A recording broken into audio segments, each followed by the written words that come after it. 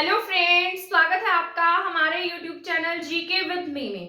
तो जैसा कि आपको पता है, हमने हरियाणा जीके की सीरीज शुरू की है। तो कुछ क्लासेस हम पहले भी कर चुके हैं। आज की क्लास में हम आगे जो जो भी हमारा टॉपिक रह गया है उसके बारे में पढ़ना शुरू करेंगे। जैसा कि आपको पता है, हमने वैदिक उत्तर पीरियड जो हरियाणा से रिलेटेड है उसे स्टार्ट किया हुआ है। उसमें पहले वाली क्लास में मैंने आपको पूरा कंप्लीट समझा दिया था कि किस तरीके से हरियाणा में योद्धे, कहीं कहीं पर अग्र, कहीं कहीं पर कुनिंद, अर्जुनायन, कैसे कुषाणों के हमारे हरियाणा में आक्रमण हुए, उन सब के बारे में मैंने आपको पहले वाली क्लास में कंप्लीट पढ़ा दिया है। वैदिक उत्तर पीरियड में क्या क्या घटित हुआ उसके बारे में भी हम जान चुके हैं। जब हम पाषाण युग से शुरू करके कहां पर आते हैं, ये वैदिक उत्तर पीरियड तक आते हैं। तो मैंने पूरा का पूरा कंप्लीट आपको लिखकर भी बताया था, पूरे के पूरे ईयर्स भी बताए थे।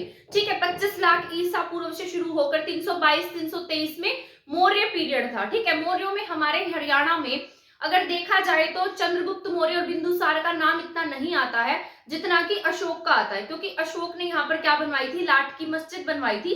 बाद में उसको उखड़वाकर कहां पर लेकर गए थे, जो लाट की मस्जिद थी उसका जो पत्थर था उसको दो भागों में क्या कर दिया था, डिवाइड कर दिया था, जिसका एक भाग आपको गुजरी महल में देखने को मिलेगा और उसका एक जो पार्ट है वो आपको हुमायूं, जो फतेहाबाद में हुमायूं का अभिलेख है वहां देखने को मिलेगा।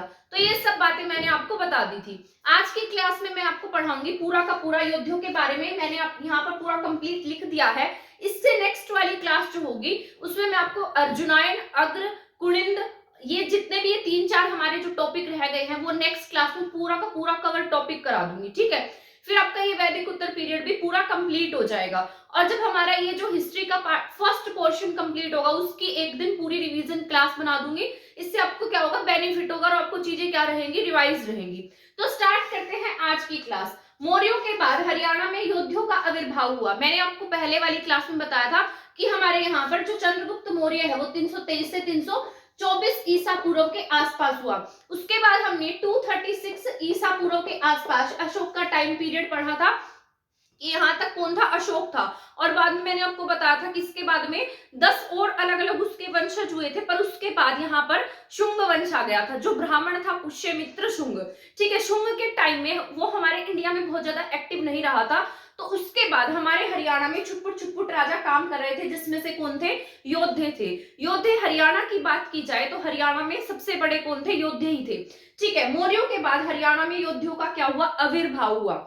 स्थापना किसने की, योद्ध गणराज्य की, योद्धियों के द्वारा की गई। अब ये योद्धे कौन थे, युधिष्ठिर के वंशज थे। ठीक है, किसके वंशज थे ये, युधिष्ठिर के, जैसा कि आपको मैंने बताया भी था। इसका उल्लेख मिलता है, योद्धियों का उल्लेख कहां पर देखने को मिलता है आपको, महाभारत में। ठीक है, महाभारत के द्रोण पर्व में। जैसे अब इसके 18 पर्व है ना, तो उसमें से अगर पूछेगा तो कौन से पर्व में है, द्रोण पर्व में है। इसके साथ महाभाष्य, मैंने आपको बताया था पाणिनि ऋषि हुए थे और पाणिनि ऋषि ने क्या लिखी थी, महाभाष्य लिखी थी। अब महाभाष्य में भी क्या मिला, हमारे हरियाणा का वर्णन मिला है। ठीक है, तो ये आपका इंपॉर्टेंट पॉइंट है। अगर आपसे एग्जाम में पूछ ले कि बताइए महाभारत के कौन से पर्व में योद्धे गणराज्य का जिक्र किया गया है, तो आप क्या टिक करेंगे, यहाँ पर द्रोण पर्व। इसके साथ साथ महाभाष्य में भी किसका वर्णन हुआ है, हरियाणा का वर्णन हुआ है।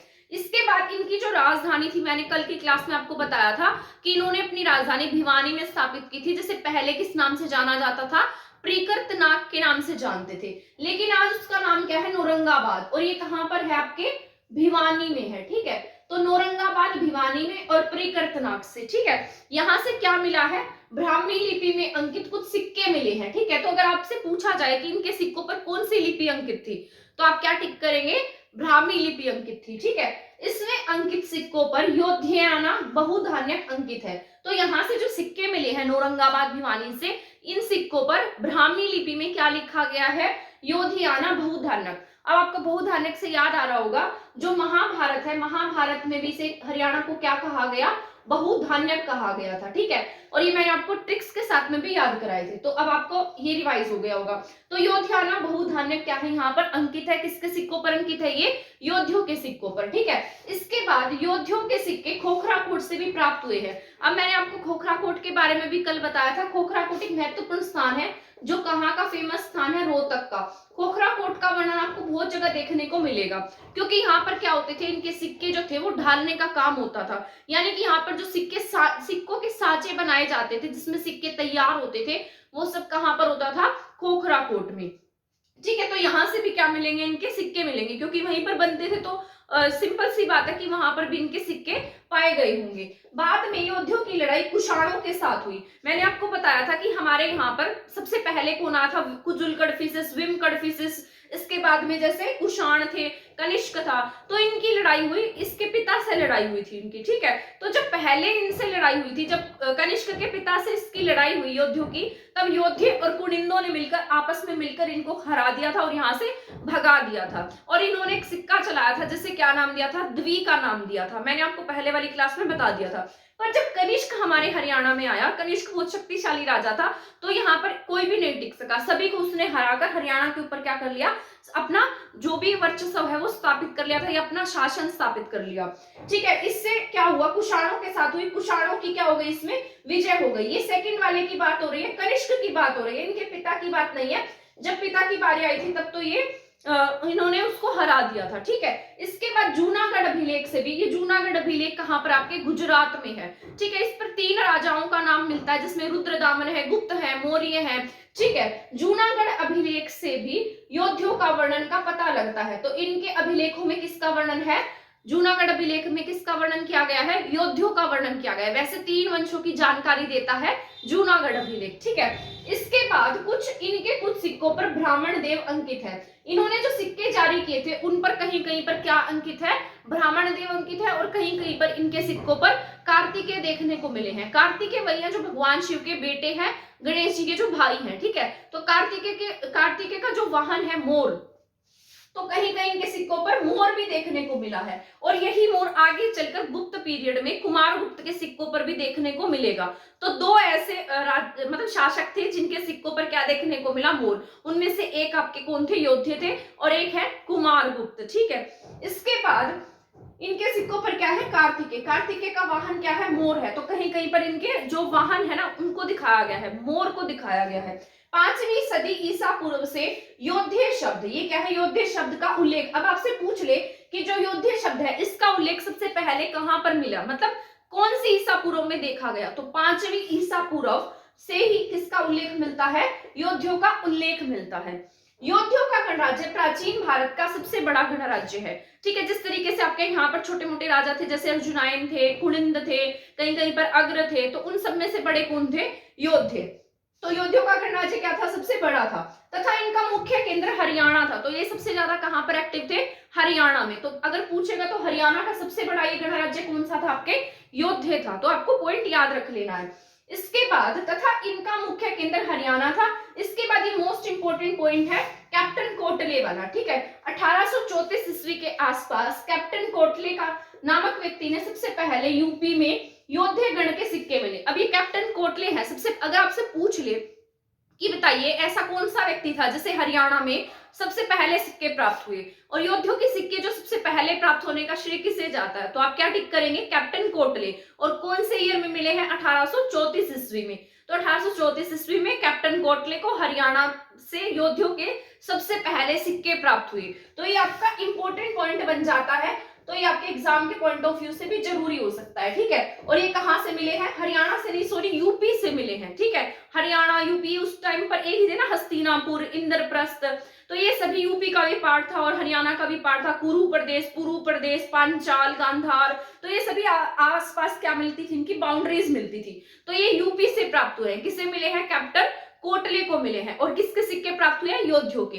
आई होप यहां तक आपको समझ में आ गया होगा। अब बात कर लेते हैं आगे के हमारे पॉइंट्स की। ठीक है, यहाँ पर सबसे पहले कनिंगम, ठीक है, एक आदमी था कनिंगम। कनिंगम ने हरियाणा में योद्धियों के सिक्के प्राप्त किए। सबसे पहले किसे मिले? 1834 में कैप्टन कोटले को। किसे मिले हैं सबसे पहले? कैप्टन कोटले को। और कैप्टन कोटले के बाद बात की जाए तो किसे सिक्के प्राप्त हुए हैं? कनिंगम को सिक्के प्राप्त हुए हैं। ठीक है, और किसके? योद्धियों के। और सोनीपत से भी योद्धियों के 2 सिक्के के ढेर मिले हैं। तो अगर आपसे पूछ ले, अब मान लो एग्जाम में पूछ ले, बताइए ऐसा हरियाणा का कौन सा स्थान है जहां पर योद्धियों के सिक्कों के 2 ढेर मिले हैं? तो आप क्या टिक करेंगे? सोनीपत। ठीक है, तो कहां से मिले हैं 2 ढेर?